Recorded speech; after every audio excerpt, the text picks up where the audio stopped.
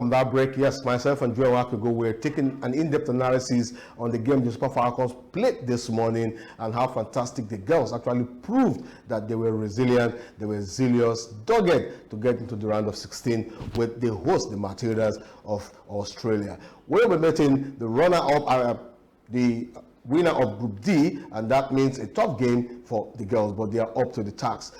We have an issue right in our hand, and it is a very big one which we need to talk about. It's a great pleasure to have the president and ambassador of the Football Fans Club of Nigeria in person of Ambassador Oluwakemi Ogunfuwa. It's a pleasure having you here. Thank you. Good afternoon.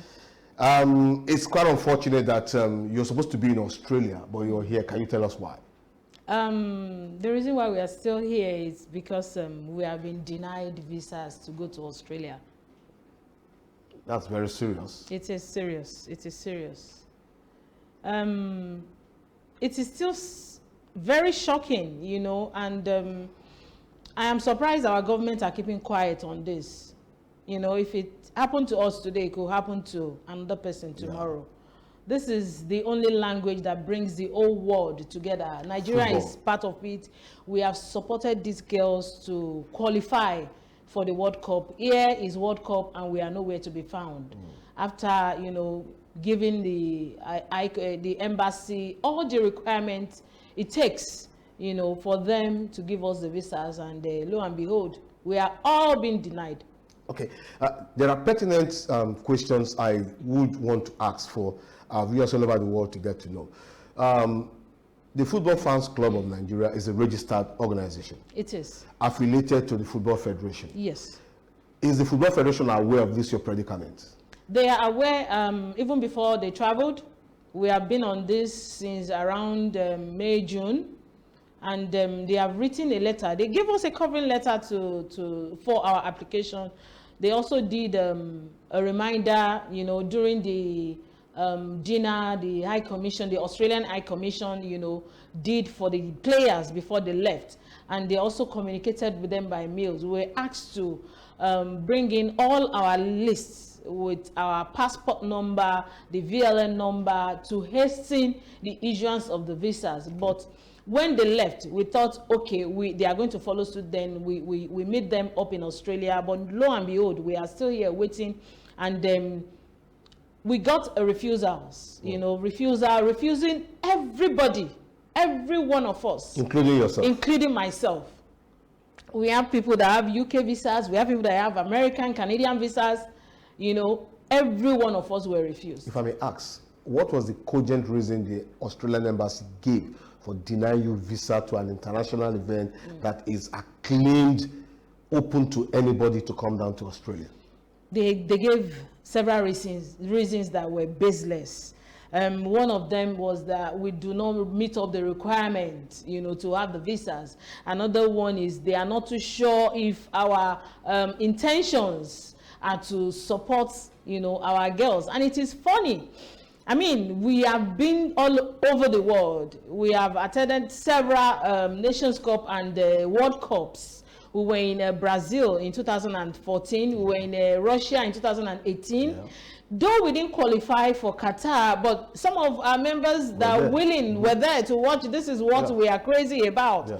So, and the visa issuance then with all these countries were very, very seamless. Like, you just need to go online and apply for your fan ID, which is an automatic visa once you have your match ticket. But Australian embassy made sure we go through the normal process of securing our visas. They did ask for our statement of account, insurance. We did hotel reservation, flight reservations, every other thing we had undertaken, signed and delivered hard copies to FIFA that we were going to be, you know, in the best behavior when we get to the stadium, all the stadiums. Every other thing, you know, including our match ticket and receipt, because NFF gave us receipt after paying for the match ticket. Yeah. But it's so unfortunate that it is not enough for them. It's very unfortunate when you have people who are zealous to give their very best to their motherland, who have been doing it over the years. Like you rightly said, have followed the trend of this particular organization. They are viviparous, they are very, very energetic. But when it comes to the crescendo and you deny them that, that is criminal, that is injustice. Now, let me ask you, Ambassador, we know the NFF is the motherboard of controlling football in the country. Yes. As we speak, have there been any communication to find out your welfare while you're not in Australia? Have they done that? No, we have not been contacted. And there is a communication bridge between your organization and the NFF before now? What they said was they have written a letter, then later they said they have a reminder. But up till now, we have not heard anything until we were refused. All refused. It's quite unfortunate. That's the word I'll use. But, Presido, like we say it in Warri, let me ask you this question. The passion you guys exhibit, you're not in Australia. How do you feel? We are not happy. This is the first time it is happening, so we don't know what it feels because it's happening newly. Let me also say that we have arrangements on ground, you know, to meet up with the Nigerian community in Australia. We were looking forward to that. I was in touch with the Nigerian High Commission in Australia. He was hoping that we come, you know, they were ready to welcome us and all of those things. A lot of people like, are you still home? So when they see you, they are like, what are you still doing in Nigeria? Your girls are doing, you know, very well. You should be there. And how do you want to explain this? It is so not fair to us and Nigeria as a whole, because we are great ambassadors of this country. Like I always say, we make Nigerian proud. No matter who you are, whether you are Hausa, Igbo, or Yoruba, you are a Christian or you are a Muslim, the only thing that brings all of us together is football. Except you don't like the game. Very true. The only thing that brings all of us as Nigerians, the whole world together, it's football. And it's so unfortunate that we, the fans, have been left totally out of this. And without the fans, the game is incomplete. It is. There's no football without fans. Especially the Super Falcons. Especially the Super Falcons. I watched them play this morning and you could see that doggedness. But with the fans cheering and singing, there's always a different momentum when these girls play. I honestly am happy the Nigerians in Australia, those that can go and support the girls, but it will never be like the way we do it. Because you are organized association that has your rhythm, that has we have rhythm, we have our instruments to play for them, we have our drums, trumpets, sax to play. We know the song to give them when they come on stage to boost their morale. We know the kind of song to play when they are not doing well. We know the kind of song to play when, you know, they are making us proud. You know, it's so unfortunate that they're doing all of these things and our name is not part of this history-making. I'll come back to the World Cup, but let our viewers get to know what your organization, the Football Fans Club of Nigeria, really is and what they do. Okay, basically we support the national teams at all levels. All the national teams at all levels, from the lowest to the Super Eagles and Super Falcons. And we are also into orphanages. You know, we give to the less privileged.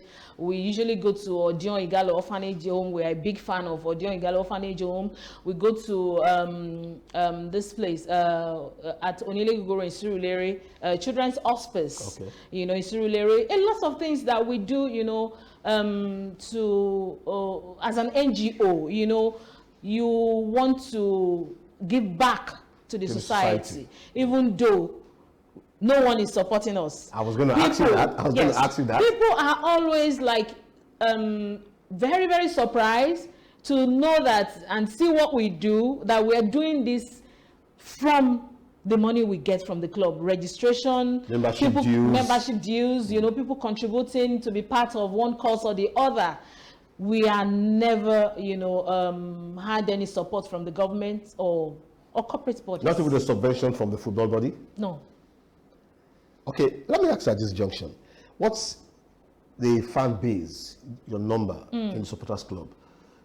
I know it cuts across the whole country. Yes, it cuts across the whole country. We have close to 5,000 membership base. That's massive. It is.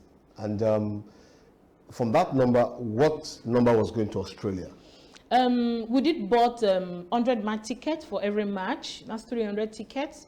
But for the application we put in was about 72, 73, and all were refused.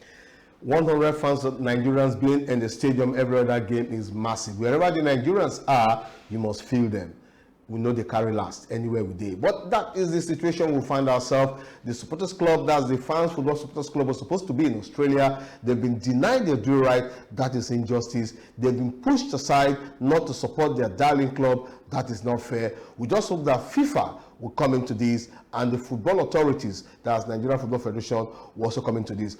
Is there any formal complaint to other bodies that has to do with football, like the sports ministry? Yes, during our press conference, which we had last week, Thursday, we did pass a message to the Ministry of Foreign Affairs and the Ministry of Sports and the presidency to intervene in the matter. Our girls are doing very well, and it is never too late to be part of it. Yes, obviously. It is. Because we're right now in the round of 16. Yes. It makes me very happy. Yes. I will say this, I'm a foodie, I love food a lot. And when the Super Eagles and the Super Falcons win, I'm a strong fan of the Super Falcons. I eat a lot, so I'm prepared to eat so much today. Now, let me quickly ask you this. They made us very proud, so far so good. How will you rate the Super Falcons in their 3 games they've played so far so good? I feel they have been very strong, you know, opposition for all the teams we have met, you know, and they can still do more. I'm a big fan, apart from the organization of the Super Falcons, you know. I've been with them in Russia 2007, you know, Female World Cup, I was there. I was also there in 2018. During the Nations Cup in Accra, where I won the best, you know, CAF fan of the match. I want to ask you a question. Very, very interesting. So I have this connection, you know, as a woman. I feel free when I see them, you know, we relate. They have been supportive, you know, in talking to you. They appreciate what we do for them. And it is so sad that this would have been another opportunity for we to, you know, relate with them, let them know that we are here for them, supportive, you know, 100%.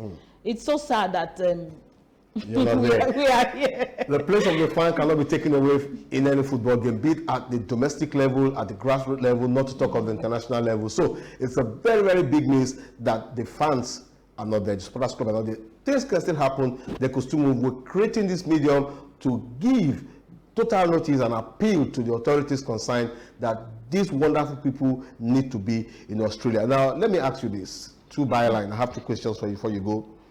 I've watched some of your videos.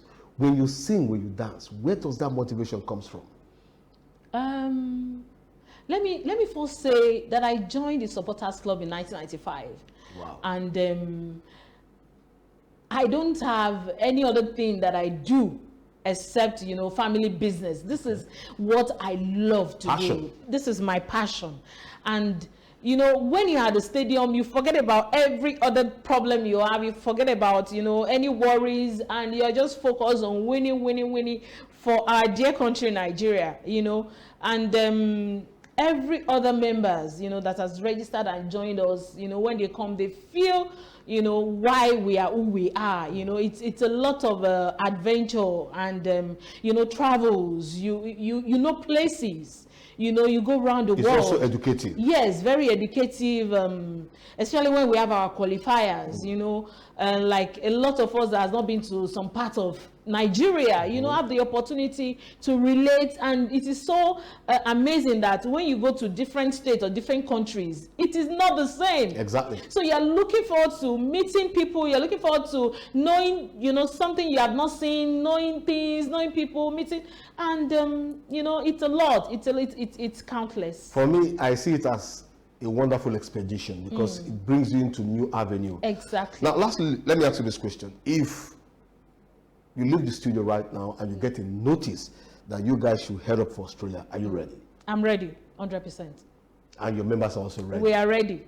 We are ready. It's been a big pleasure talking to President and the Ambassador Oluwakemi Ogunfuwa, the President of Football Fans Club of Nigeria, FFCN. And I can tell you, she's such an exciting person. We just hope that some other time we'll have her, especially they're going to Australia and coming back to share the experience. That is the motive, and that is the big goal itself. I want to say a very big thank you. Thank you so much. Coming down here to the studio. I just hope that we pray. I really hope that you're there. Yeah, we'll have you some other we're time optimistic. Yeah. They will yield to our cry. Especially now that we're in the round of 16. Yes. All right. Yes. Okay, it's been a big pleasure having her right here in the studio. We're going on this break. We'll come back. We'll continue with in-depth analysis of some of the games and other aspects of sports in the studio right here, talking about Australia and New Zealand studio. We'll be right back. Just stay tuned. Well, this